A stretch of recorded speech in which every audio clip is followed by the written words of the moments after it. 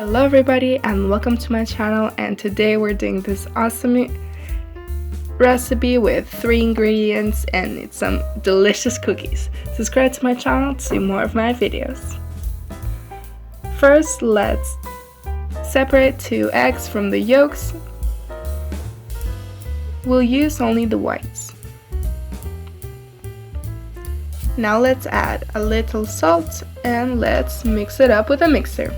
And keep adding 100 grams of sugar.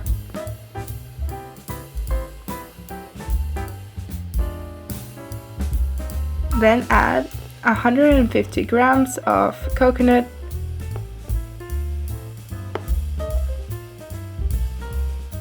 and then mix it again all together. Now let's put a baking sheet on and some baking paper and add measuring 1 spoon to make like a cookie-like form. With these ingredients, I got 15 cookies. Let's send it into the oven for about 15 to 20 minutes at 180 degrees Celsius. When it's all ready, let them sit and try them out. They're delicious, easy to make, and a very fast recipe. I hope you enjoyed this video, and if you did, give me a like and subscribe to my channel to see more of my videos.